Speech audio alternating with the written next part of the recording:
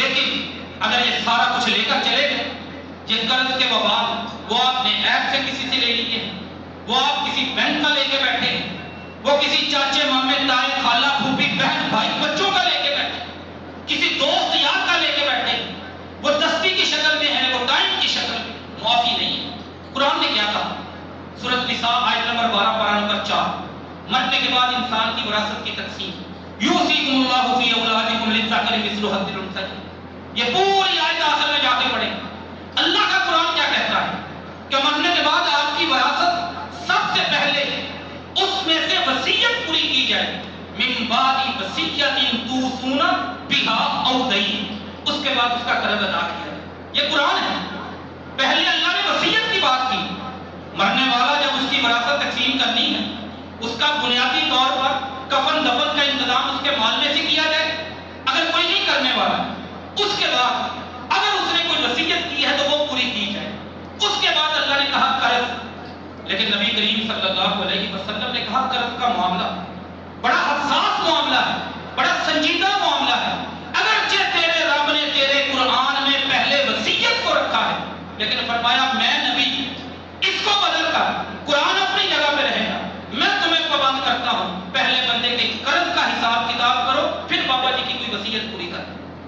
اب رسول اللہ صلی اللہ علیہ وسلم کی سنت کے مطابق قرآن پاک کا جو اسلوب وصیت پہلے تھی، قرض بعد میں تھا، لیکن رسول اللہ نے کہا نہیں، قرض پہلے، وصیت بعد میں پوری کرنی۔ کیوں؟ کیونکہ آپ نے جنازوں پہ انکار کر دیا کہ میں نے نہیں پڑھانا۔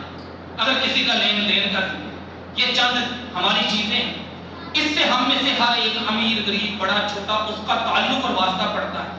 اسے دین کے مطابق ہونا، سنت کے مطابق ہونا یہ بہت ضروری ہے۔ آخری بات، نبی کریم صلی اللہ علیہ وسلم کے زمانے میں 3 کیس بڑے مشہور ہیں۔ ایک سیدنا علی رضی اللہ تعالی عنہ اور فاطمہ رضی اللہ تعالی عنہ، یہ حدیث صحیح مسلم میں 2713 نمبر پہ آتی ہے۔ ایک سیدنا معاذ بن جبل رضی اللہ تعالی عنہ، یہ حدیث طبرانی میں 586 نمبر پہ آتی ہے۔ اور ایک کیس سیدنا جابر بن عبداللہ رضی اللہ تعالی عنہ کے والد، آپ کی بیٹی فاطمہ اور علی، ان کے گھر کا بڑا مسئلہ تھا، رزق کی بڑی بہت کم تھا، کام کرنے والے کوئی نہیں تھے، ہاتھوں پہ چھالے تھے بی بی فاطمہ کے۔ سیدنا علی رضی اللہ تعالیٰ عنہ کا جسم زخمی تھا، تنگ آ کے اپنے بابا جی سے غلام لینے کے لیے گئی۔ وہ حدیث میں چھوڑ، اللہ کے رسول ہمیں غلام دے دیں، نبی صلی اللہ علیہ وسلم نے غلام نہیں دیا۔ ایک روایت میں صرف اذکار سکھائے اور ایک دعا سکھائی۔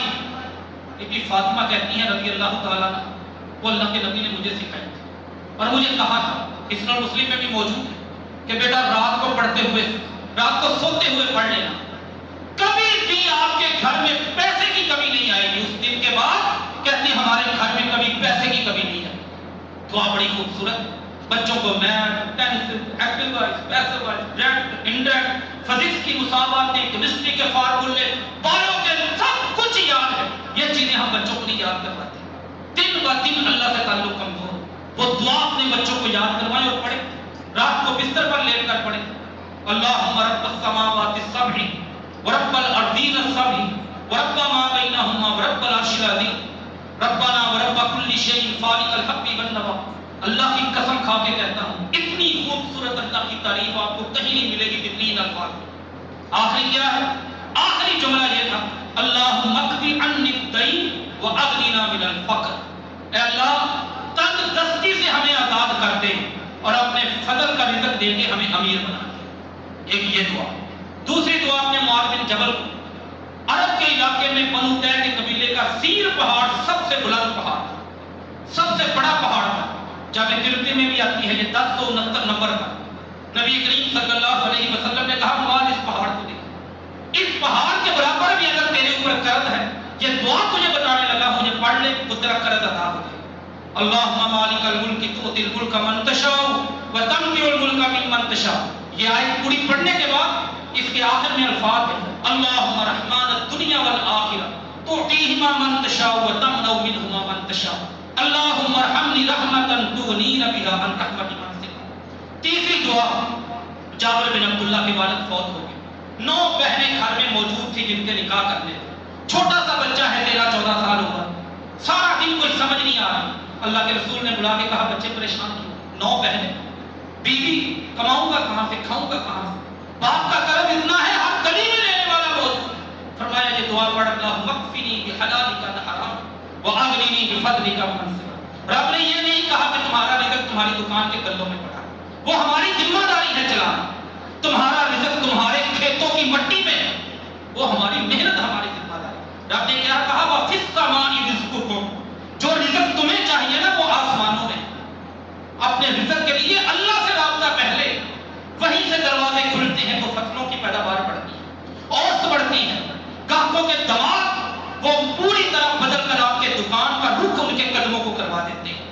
اللہ سے دعا ہے کہ اللہ تعالیٰ ہمیں اپنی زندگی کے اس حصے کو قرآن و سنت کے مطابق سنوارنے کی توفیق عطا فرمائے۔ وَمَا عَلَيْنَا إِلَّا الْبَلَاغُ الْمُبِينُ۔